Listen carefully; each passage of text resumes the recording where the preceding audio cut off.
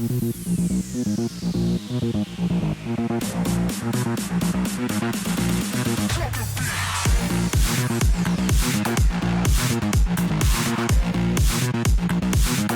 think this will be a really organic conversation. So I feel like we will have a good banter about, back and forth about awareness, mindfulness, techniques, behaviors and thought processes that may not serve us, what we can do about it, and then some tips. Authenticity comes from, I feel like the authenticity comes from these conversations.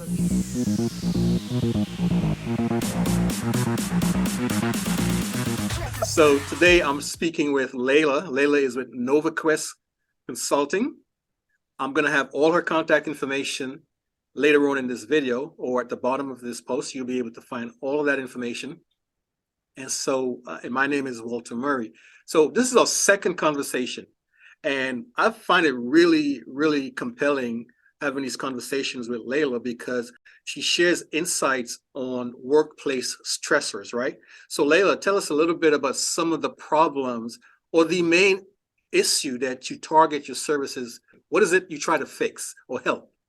Yeah, well, thanks for the conversation again, Walter, and having me on. I'm Laila Keith, and I'm the CEO of NovaQuest Coaching. I founded NovaQuest Coaching, and after 20 plus years in corporate and experiencing burnout myself, I wanted to help women of color, 30 plus, to navigate career milestones, but also those women who are experiencing burnout or trying to recover from burnout or trying to not experience burnout again if they've already experienced it. So that's what led me in my, 20 plus years in corporate and Fortune 500 to start my own coaching business to help and support women.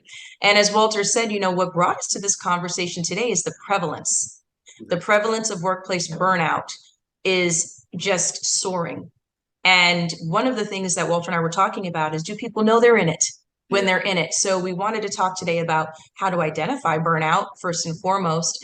And then what do you do if you're in it? If you're in the thick of it, what are some of the techniques you can use and solves to help yourself recover from burnout? And then what can you do in being stick-to-itiveness in your behaviors and mindset to help you prevent getting there again? Right. So that's why we're having this conversation today.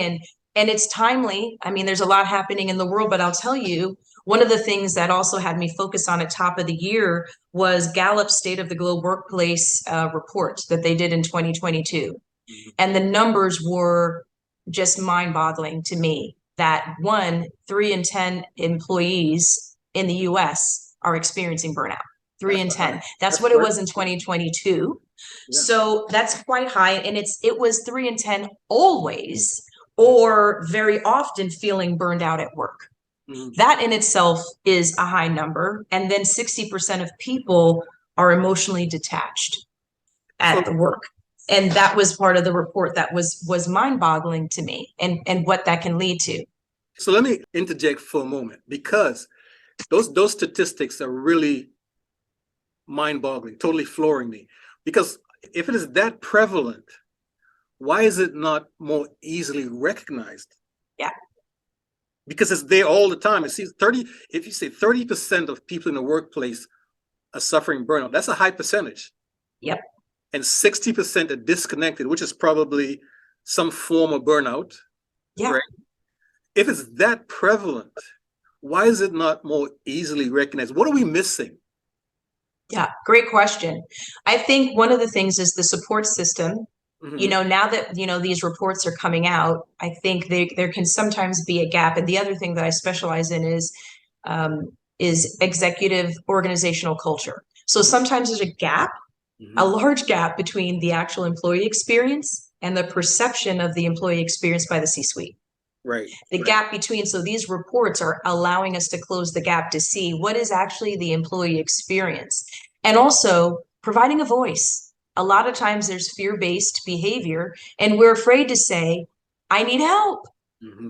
We're afraid to be reprimanded. We're afraid of under-delivering. We're afraid that this is going to have repercussions on how we're perceived by our colleagues, by our manager. And sometimes your manager's pushing you so hard that perhaps you don't feel that you have the support to have a voice to say, I'm struggling.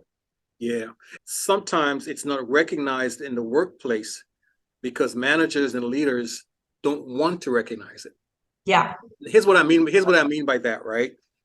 Managers and leaders are under a lot of pressure to perform, right? You know, deadlines to meet, targets to reach, return on investment numbers. You got stakeholders internally, external stakeholders, investors. You got all of these pressures, right? To to produce results. You get so focused on results that you lose track of the employee, the team member who is supposed to help you get those results. You don't have time to stop and think about the soft science of emotional well-being. You just want performance. Get me that report on my desk by Monday morning, because I've got my boss breathing down my back and he's got his board of directors breathing down his back. We don't have time to think about how you feel emotionally, and so I think we don't, as leaders, sometimes we just don't want to recognize it because it represents a disruption in our production workflow. No time for that. We got reports to get done, budgets to meet. And I think that's probably part of what's driving the fact that people don't recognize it. It's not like they don't recognize it. I think they do, but they don't want to stop to address it. Does that make sense? It could be a combination, Walter. It could be a combination, Right. and it could be the culture of the organization is performance results driven, which often, and by the way, burnout happens in higher likelihoods in the healthcare industry. Very sales results driven, pressure, timing, quarterly, or fiscal, timelines that you have to hit, goals you have to hit, KPIs you have to hit, very stressors, right? For those leaders and, their support teams. And so sometimes the culture of the organization is not one that provides support for burnout. Sometimes they're unaware that many of their employees are experiencing, but some of the onus falls on the employee also to ask for help. And sometimes by the time you're in the thick of it, it's affecting your productivity. So they're not even aware because you haven't voiced or asked for support. And so how is that being perceived, right? So it's a two-way street. It's a two-way street. But also it's the psychological safety that the employee must be able to have that conversation with their boss, thereby providing a culture where employees feel psychologically safe to share if they're having some struggles with their well-being and balance, their work-life balance, right? So the main thing is, what does this look like? So what does we know? I know because I experienced it, but what does burnout look like, right? So one of the things is, let's help people identify what it is. Yeah. So one of the things that triggered for me was the loss of motivation, feeling kind of hopeless, like no matter what I did, I was going to be in the same place every day, dreading going to work every day, not being able to sleep. It definitely can affect your sleep. On your wheels are turning, easily overwhelmed. And because of that, agitation and irritability. I was snapping at my friends, my loved ones, people at work. Sometimes I felt like I didn't recognize myself, this irritability and feeling like I just was not well. I had a sense of malaise where I just wasn't feeling good. I had tension, I had headaches. I gradually was losing focus and my ability to concentrate. I had diminished pride at work. I didn't have the same gusto about my projects that I did. I was losing sight of myself and my goals.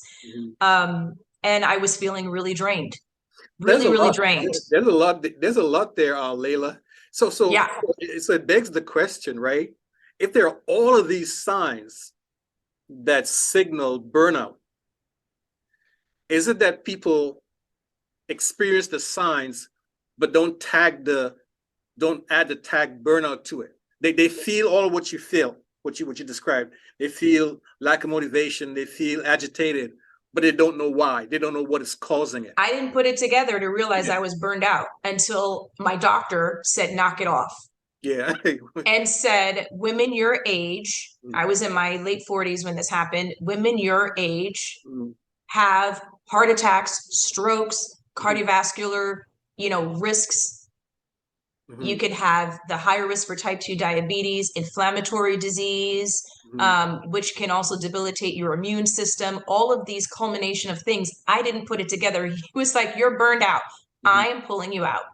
I'm pulling you out for 6 weeks to recover.